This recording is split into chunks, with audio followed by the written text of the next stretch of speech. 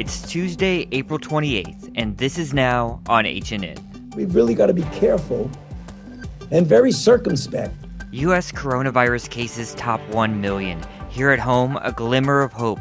Economists predict parts of the state's economy could soon reopen. By the end of the year, we could see jobs return closer to 80% of the lost jobs. New Zealand is claiming victory over the coronavirus. I'm Ian Lee with how the country flattened the curve and got back to work. We have won that battle, but we must remain vigilant if we're to keep it that way. The nation salutes healthcare workers and first responders. I'm Elise Preston in New York with a look at the high-flying tribute.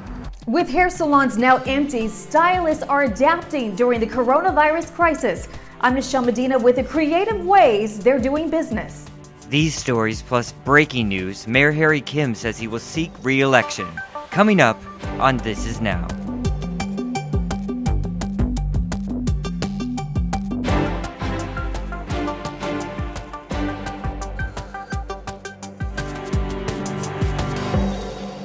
Good afternoon, everyone. Thank you for watching This Is Now. I'm Jonathan, your director-producer, alongside Mahealani Richardson, in for Ashley today. Aloha, Jonathan. Yeah, we got some new numbers in from the Department of Health. Still another low case count day, which is good to hear. That's right. Hawaii is reporting 2 new COVID-19 cases, bringing the statewide total to 609. Both of the new cases are on Maui, though one is a Lanai resident exposed on Maui and remains on the island. No new fatalities were reported on Tuesday. The death toll from the virus stands at 16. Of the total number of cases, 505 people have been released from isolation, while at least 69 have been hospitalized. And we posted a county-by-county breakdown on our website, literally just a few minutes, posted that up there. So if you want to check out that, go right to our homepage or any of our digital platforms.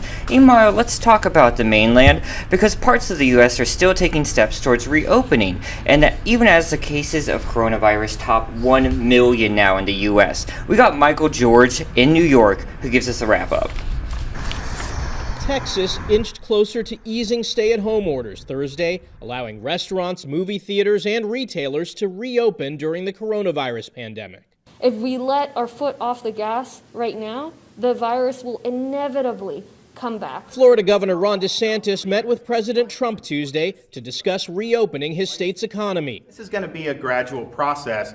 You're going to end up having reduced congestion, probably more than we've ever done in such a short period of time. At least 21 states have now eased various restrictions, in many cases without meeting federal guidelines on the decline. Alabama will join them this week. We've really got to be careful and very circumspect as we go from a lockdown to a gradual rolling re-entry into some sort of normality.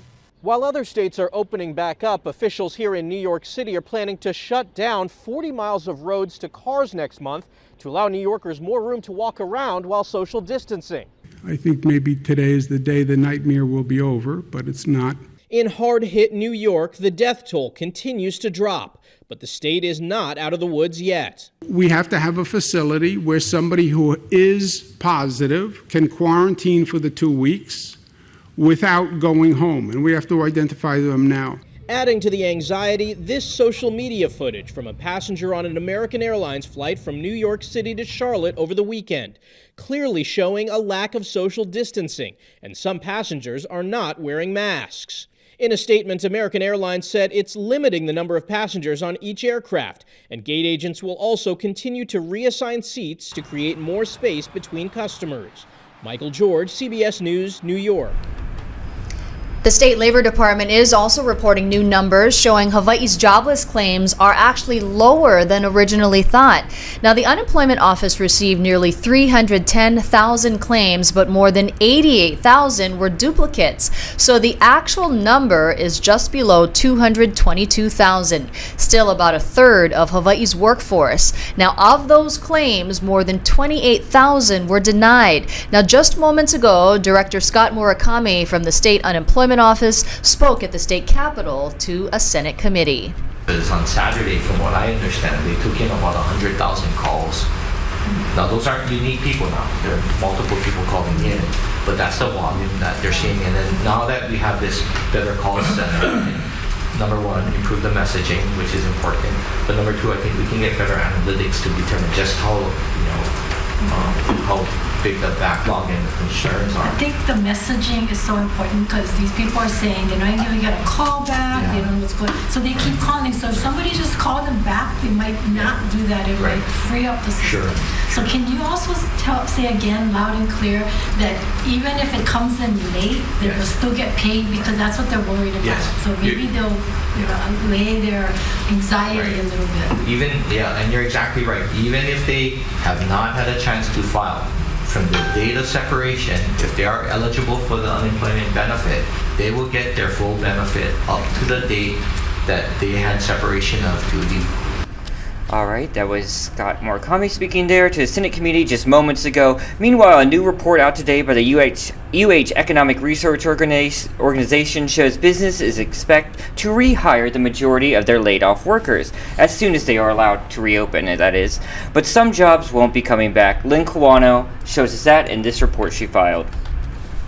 While the immediate situation is a financial disaster, state economists are optimistic some businesses will reopen by the end of May, and many employees could be getting back to work. A survey by UHERO and the Chamber of Commerce shows the impact of the COVID-19 shutdown has not been evenly felt. The most vulnerable workers, of course, are the ones that are being impacted the most. So part-time jobs were much more likely to have been lost than full-time jobs. And the lowest income workers were the most likely to have lost jobs. But the survey does show many of the unemployed could be back in business in about a month. We could see 40 to 50% of the jobs that have been lost so far return through May and June. So we're talking about around 90,000 jobs. And by the end of the year, we could see jobs return closer to 80% of the lost jobs. And all of this, of course, depends on the assumptions about how the virus progresses. And it is unlikely that tourists will be welcome in the first phases of reopening. While Oahu has the highest number of unemployed, the other counties have been harder hit because they're more dependent on tourism. The businesses that are able to reopen will face limitations, including social distancing measures that could impact the amount of people they can rehire. I'm Lynn Kawano, Hawaii News Now. All right, mahalo, Lynn. Well, turning now to news from Hawaii Island, a Pahoa man has been charged after injuring several employees at a grocery store, spitting in their face and then telling them he had coronavirus. Police say Mark Blankley was trying to steal items from the grocery store before he started attacking 4 employees with a shopping cart. He was arrested for robbery and terroristic threatening. Now, because this happened during the emergency proclamation, the robbery offense is now a Class A felony. He faces up to 20 years in prison and a fine of $50,000. All right, speaking of the Big Island, you just had a big interview this morning on the phone. You're talking to Mayor Kim, and he broke some news. That's right. You know, we've been asking Mayor Kim about his political future now for months, and he said he would get back to us, and he said he could get back to us. Well, finally today he gave us a phone call, and we spoke to him via phone. He told Hawaii News Now that he is running for re-election for another 4-year term. Now, I spoke to him this morning, and the longtime mayor and former civil defense head says he's got unfinished business, including dealing with the pandemic response and finding a resolution for Mauna Kea. You know, there are several people who are eyeing his job, including Hawaii County Prosecutor Mitch Roth. Now, we asked him about the criticisms, and Kim said if others think that he should step aside and let others lead, he actually encouraged them to run. Let's listen to what he had to say. I tell them then they should run. I will carry my campaign the same way as I always have in regards to how I've done all my years of working for the county. There'll be, no politics in regards to decision making. And I think the work shows that. I asked them to just judge me by my work.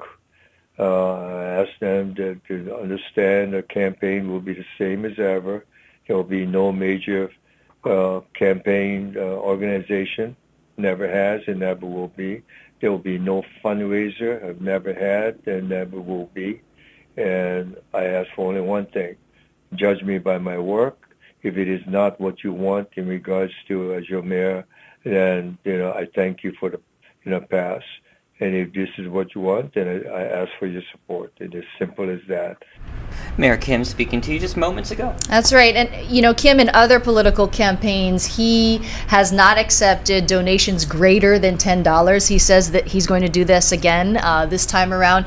And we talked to our HNN political analyst about that. He said that Mayor Kim is a strong candidate, but will face tough questions about his age. He's 81 years old, and he has suffered heart attacks in the past, so he will face tough questions about his age and his health. We also asked Mayor Kim about what he thought about Governor Ige's newest emergency proclamation, basically ordering all of the county mayors to go through the state first. And he said that he actually agreed with it, despite Caldwell's criticism, saying this would hinder the county's response. And Mayor Victorino. Right? Mayor Victorino criticized it. Mayor Kawakami said he was okay with it, but Mayor Kim said he's fine, and he said that he believes that the county response needs to be coordinated by the state. All right, let's switch gears a little bit because you had a big story yesterday. This is the one you're working on for tonight, but yesterday it was a very inspiring story, and I honestly have not seen it yet because I wanted to watch it here with you and watch it unfold and maybe get a little inspired myself.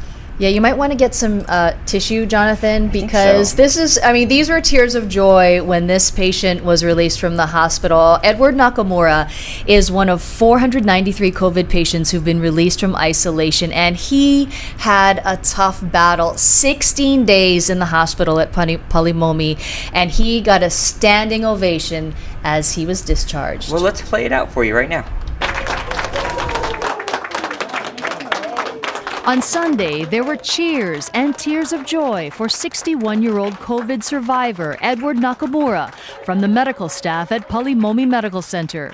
After more than 2 weeks in the hospital, including 8 days sedated and on a ventilator, Nakamura had crossed the finish line, his voice raspy when Hawaii News Now spoke to him Monday. I was thrilled because I was so happy that I told the staff members that I owe my life to the doctors and the nurses that took care of me while I was in the ICU. Nakamura says he doesn't know how he got coronavirus. At the end of March, he took voluntary furlough from cleaning airplanes at Hawaiian Airlines. In early April, he got sick with a fever and trouble breathing. Suffering every day, it's just unbearable. The pain and suffering. He tried battling at home for a week, but then on April 9th drove himself to Palimomi's ER, the virus testing his resolve and the medical staff. I had pneumonia, and then when they tested me for the coronavirus, the results were negative. So it took 3 attempts before it finally tested positive. Outside the hospital, the cheers of victory even louder as throngs of employees came to see the survivor for themselves, celebrating Nakamura's recovery and the healthcare workers who made it possible. Nakamura says he's now virus-free and will be cared for by his twin brother Edwin. To the medical staff at Palimomi, he's thankful for this second chance at life. I beat the odds. He certainly did beat the odds there, and I love seeing those rounds of applause as he exits there. And Maya's very busy. You guys do not know how much story we're gathering she really does, because she's also working on another story, another survivor story. That's right. There's a survivor out of Tripler that we just announced yesterday, and so we've been given permission to reach out to this survivor, and we'll see what she has to say. But for Edward Nakamura, he still has to remain in isolation in his home for 3 days after his discharge on Sunday, and he said that he's lost a lot of weight, even though he's virus-free. There is a long road to recovery in terms of rehabilitation, but I gotta say, Jonathan, just speaking to him and hearing his voice, I mean, truly a champion. And you have to give applause to him and also the medical staff who saved his life. Yes, and people are asking for those stories of recovery, and thank you for delivering. Hopefully we'll keep seeing more of those. Meanwhile, again, we're going to switch things up again. We got to talk about A little bit of dismal news. Southwest reporting some discouraging earning reports. The pandemic has decimated travel plans and hit the airline industry especially hard. Southwest Airlines reported its first quarterly loss in years on Tuesday. The company expects it to be just as bad for when the current quarter results are released. Southwest sold only 6% of its seats to paying passengers in April. Now, the airline has accepted help from the U.S. Treasury to stay aloft in the form of a $2.3 billion grant and a low-interest loan of $948 million. CEO Gary Kelly says he does expect demand for air travel to rebound. All right, after more than a month on lockdown, New Zealand is slowly returning to normal. The country claims it has eliminated the coronavirus. Ian Lee has more on this from London. It's back to work for New Zealand. The country claimed victory over the coronavirus, reporting just one new case on Monday. There is no widespread undetected community transmission in New Zealand. We have won that battle, but we must remain vigilant if we're to keep it that way. Prime Minister Jacinda Ardern has been praised for her handling of the outbreak. She quickly implemented a lockdown with some of the strictest isolation measures in the world. Now, a month later, the curve has flattened and nearly 75% of businesses are back open. Every day that there's $0 going into the bank account is concerning, as you can imagine, but it's nice to see our customers again. At this coffee shop, victory never tasted so good. Very exciting. It's been a long 4 weeks without coffee. So stoked. Honestly, it's so good to have a coffee, like an extra coffee. The first real coffee. Amazing. It's never tasted better. The fight isn't over yet. Malls, pubs, and hairdressers will remain closed for a couple more weeks to continue reducing human contact. For now, people are asked to stay home when possible and continue social distancing while the economy drips back to life. Ian Lee, CBS News, London. All right, seeing them going back to work. I saw a lot of photos from New Zealand today of people surfing too. Wow. Out and about. Like you were saying, you read something that was pretty interesting that said that some reports showing that women leaders were doing a tremendous job in responding to the virus and comparing to other countries. That's right. This was in Forbes. This was in Forbes.com, and it basically looked at the women leaders of the pandemic response in countries, and they said that the countries with women leaders had flattened the curve sooner and faster than those with men leaders, and that was according to Forbes. Interesting. All right, we're going to talk about Japan now. The Olympics, a lot of people wondering what's happening there and if it's even in jeopardy for next year. That's right. Tokyo 2020 President Yoshiro Mori says the pandemic will not be over by summer 2021. The Tokyo Summer Games will be canceled. According to an interview published Tuesday in Nikkan Sports, Mori was quoted responding to a question about whether the games would be postponed again. Now, if the COVID-19 pandemic was not over by the summer, he responded quite bluntly, quote, "No, it will be canceled then. The Olympics was canceled in the past for problems like war. We are fighting against an invisible enemy now," end quote. Now, this is the strongest statement that the organization has issued in regards to a potential cancellation. The Olympics and Paralympic Games, set to be held this summer in Tokyo, were rescheduled for July 23rd, 2021.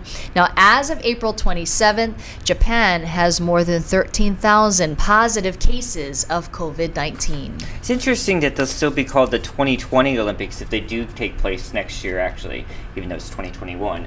And so all the merchandise they're keeping the same. If you wanted a souvenir, it would still say 2020 on it. All right, we want to go now to our new segment here at This Is Now called Checking In, where we check in with folks about their shut-in stories. Today we're doing something a little bit different. We're going to check in with David Culver of CNN. He's been the reporter for them in China this whole time, and he did a very fascinating reporter's notebook, and we're going to play it out for you right now.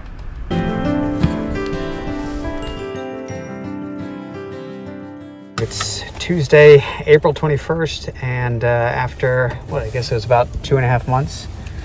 Yeah. We are leaving Shanghai. The team here is ready to go. Where's Chad? She's somewhere back there. Oh, there you are. Headed to our next stop. So we'll see what that's going to be like. Our journey back to the original epicenter of the novel coronavirus outbreak required weeks of planning. While within China, some cities are easing travel restrictions, new hotspots can suddenly surface, and so too new lockdowns, which could trap us mid-travel for an unknown amount of time. But all layered up, and we felt this was the moment to return. And this is our ticket here. It might be reversed, but maybe you can see it. Take a picture so you can see it. Our destination set for Wuhan. It's going to be about a 4-hour train ride. We've noticed it's relatively full so far. I'd say at least maybe half full, which is pretty significant given there's next to no one traveling for several weeks. Let's get on board here. On board, the train attendants collect our passports. They try to place CNN photojournalist Justin Robertson's accent. Where am I from? I'm from London. England? Yeah. England, no. England, yeah. It is not just friendly conversation, as they want to be sure that we've been in the country for at least 2 weeks, so that we're not potentially importing the virus from other areas. The threat to China now, thought to be external. Arriving in Wuhan, I'm quickly reminded of the last time we were here, almost 3 months to the day. We'd spent just 29 hours on the ground, when we abruptly learned that Wuhan was going on lockdown. CNN shared that scramble out of Wuhan with you. A rushed checkout, sparked by a 3 a.m. phone call. Our rush right now is to check out, get out. We headed to the train station as soon as we got word. As we arrived, crowds already lined up for tickets, stretching out the door. It's 4:15 in the morning here, and the only way to buy tickets at this hour is in person. From there, it was off to a Beijing hotel, quarantining before the rest of the world realized you'd soon be doing the same. 14 days in a hotel room to make sure we'd not contracted the virus. We continued our live reporting from quarantine, then relocated to Shanghai. And here we were, 3 months later, headed back to Wuhan. The lockdown was over, but the hesitation remains. As we interviewed an American who's lived in Wuhan since 2009, we also experienced the increased skepticism toward foreigners like us and the growing distrust of Western media, a crowd of police questioning us. What do you say? Where are you from? Oh, you speak English. Huh? I'm from U.S., but I live in Beijing. It was not our only interaction with authorities. When we returned to what some Chinese scientists believed to be the source of the outbreak, the Huanan seafood market, and started recording, police stepped out of a nearby tent to ask us why we were there. What do you say? Just be quick. Perhaps the most sensitive spot on our visit, this funeral home and crematorium. Normally, you do not find police posted outside. But last month, Chinese media published a report claiming more urns were distributed than reported coronavirus deaths, calling into question the official figures. We wanted to investigate, but even as we were across the street, police quickly approached us. Tell them who we are. Show them who we are. We just attempted to go to one of the funeral homes in hopes of seeing some of the grieving families and hearing from them their perspective of what transpired over the course of the lockdown and losing their loved ones. As we were there, police didn't like that we were there. They happened to be positioned right outside. Held us there for a little bit, didn't let us leave, and finally, after a few minutes, we were able to continue on our way. Given that many medical experts believe the virus transmitted from wildlife to humans, we wanted to go to another Wuhan wet market to see what they were selling. You pretty much find markets just like this all across China. This is actually a pretty normal one. You've got a bag full of toads, some fish on the chopping block over there. No wildlife here, but some snakes, lots of frozen poultry, along with an array of fresh vegetables and spices, all under the same roof. Scenes like this appear to show the city of 11+ million residents coming back to life, folks enjoying a game of badminton or just soaking in the stillness, knowing that after weeks sealed inside your home, this is a luxury. And while many of the businesses here remain closed, the ones that have reopened are changing up the way they operate, keeping customers outside, bringing the products to them. Hotels, like ours, spraying down everyone who walks inside with disinfectant. The elevators are marked with a safe social distance. They provide a tissue to keep your bare fingers from touching the buttons. All of this as testing for the virus has become streamlined here. Before we left, we had to get ours done too. An easy appointment to make, a quick throat swab, $35 fee to expedite the results, and 24 hours later, we were handed the paperwork showing we were negative. And with that, we could then safely depart. A far less rushed checkout this time leaving Wuhan. compared with 3 months ago. We're getting in the car, we're headed to the train, and we're headed to Shanghai.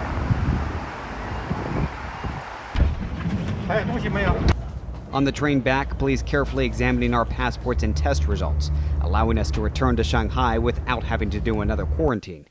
Once again, leaving behind Wuhan as it slowly awakens in this post-lockdown era. The people left a bit shell-shocked, navigating this uncertain moment with a cautious optimism.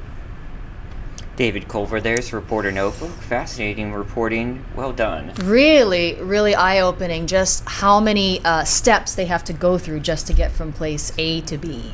And amazing. That whole crew putting themselves out there in the epicenter twice. It says something about what the journalists are doing out there, especially putting themselves into places like Wuhan. Right, and just to tell the story so that the world can see it. Yeah, and those enforcement crackdowns too, like risking even arrest. So, all right, we'll keep checking in with folks tomorrow. We will be checking in with a local hairstylist. But in the meantime, speaking of local biz, some changes for local florists. It was back and forth on this. Yeah, it was. Governor Ige says florists statewide will be allowed to resume operations starting on Friday. Over the last several days, state officials have flip-flopped on what is and what is not allowed. At first saying floral deliveries were allowed and then saying that they weren't. Recently, more than 5,000 people signed a petition asking the state to relax the rules. Now, just yesterday, Governor Ige announced that florists can restart operations on May 1st, with Mother's Day coming up on May 10th. It's a big relief for the industry. And also during Governor Ige's announcement, he said that they'll continue to look at other businesses that can start to reopen. All right, Mahia's husband, I'm talking to you. You can get those flowers delivered. No excuse. No excuse. Thanks, Mike. Lay Day is going to look different this year. That's right. On Friday on Oahu, the city is asking residents to drape lei around your mailbox, front door handle, or balcony. It's a way to celebrate Nale Koa Day. It's a little something since the city had to cancel its annual Lay Day event this year. So be sure to share your pictures on social media with the hashtag Nale Koa. I shot this video last year. I pulled it from our archive and didn't even realize it, but it's so sad to think that that's not going to happen. It's such a colorful celebration every year. Yeah, there's so many celebrations, the King Kamehameha Floral Parade and so many celebrations, but people are being unique and just trying to move forward in any way possible, especially online. And I like that idea of putting the lei on the mailboxes or doorknobs, because in the UK they had the children draw the rainbows in the window. We did the chalk the walk here a little bit, but what a more unique way for us to show it as a state than still celebrate Lay Day, put those lei out on your mailbox. Absolutely, and it just shows that we're all in this together. Absolutely. All right. We're talking about it already, but this has obviously impacted our way of life in so many ways, including how we manage our hair or don't manage it, like me. CBS's News' Nichelle Medina takes a look at how some hairstylists are staying afloat during this pandemic, and she filed this report this morning.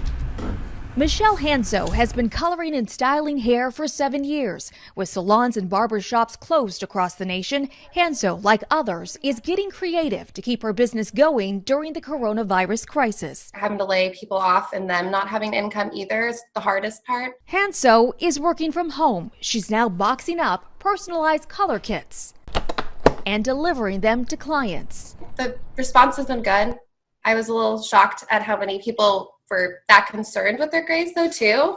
I don't even know what my natural hair color is anymore. Longtime client Karina Milans picked up her kit after following Hanso's how-to video, which is included. She says the process was easy. Now, I don't have any gray poking out, so I'm super happy that I could do it myself, but trust me, when this is all over, I'll be back in her chair. The personalized kits start at $60. It doesn't replace all of Hanso's lost income, so she's launched online hair classes. Go right at your roots. And stays connected on social media. I've had so many reposts of people that I don't even know, which has been, it's honestly been crazy. Social media has definitely really helps with a lot. A new way of doing business during these uncertain times. Nichelle Medina, CBS News, Carlsbad, California.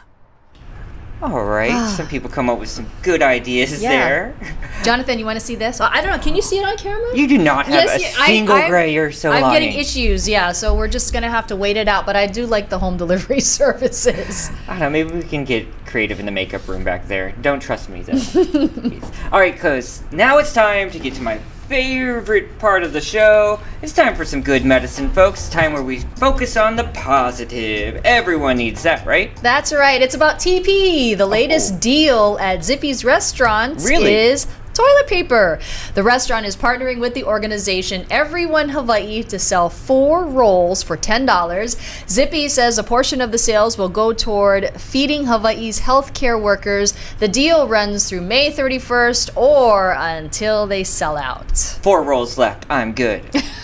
Zippy's TP. That's have great. you been seeing it in the store again? I still see barren shelves in the toilet paper aisle. Yeah, and it depends. If you're at Costco and there's, let's say, TP is available or hand sanitizer, there's definitely a rush. But, if you can definitely still find it at some of the smaller places. Yeah, I stick to my normal stores. And like I said, I'm not going to get too concerned until I'm down to 1 roll. And then watch out, work restroom, storage closet, because I might be coming for you. Emergency! Help! All right, folks. So today, this was super cool. The Navy's Blue Angels and the Air Force's Thunderbirds teamed up to give a salute to first responders during this coronavirus outbreak. This all happened on the East Coast. Elise Preston filed this report. From the loudest buzzing thank you to the tiniest voices, a show of support for healthcare workers and first responders was on full display in New York City as the iconic Blue Angels and Thunderbirds flew over the pandemic's epicenter.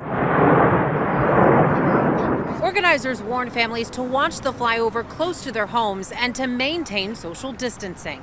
Nurses Elena Wyson and Tanya Tudor are in New York from Indiana. They left their families and traveled here to help with the overwhelming number of COVID-19 cases. I have 2 small boys at home, and every time I came home after taking care of COVID patients, I worried about, exposing them, me being unknowing if I was exposed. So I thought this was the safest for my family, for me to just kind of isolate myself and do what I do best. The daily marathon to save lives can take its toll. Those working on the front lines say it's the thank yous that help keep them going. This family spent part of the day in a park to watch the flyover. For them, it's a welcome diversion in an uncertain time. But the tribute to those risking their health to keep others safe is what they say is most important. They are just going above and beyond to keep us all well and to make sure that people who can't be with their loved ones at this time they're giving them the comfort and support that we can't. The Northeast salute also flew above New Jersey and Philadelphia. A high-flying tribute spreading hope of better days. Elise Preston, CBS News, New York. That was some good medicine. I needed that. So beautiful, and everyone can come together to watch that. It was really cool. You guys, that's going to do it for This Is Now Today. Thank you, Mahea, for filling in. Always appreciate it. Today we got some things coming up for you. Coming up in just about a half hour, Mayor Caldwell's going to hold a press conference. You can always catch that on our HNN Digital platforms. If you miss any of it, we'll wrap it up for you in our afternoon newsletters, e-newsletters. Sign up for those on those digital platforms. And if you don't do that, you can always catch all the highlights of the day's updates coming up on HNN at 5 on KGMB and KHNL. You guys stay safe out there today. We'll be back tomorrow.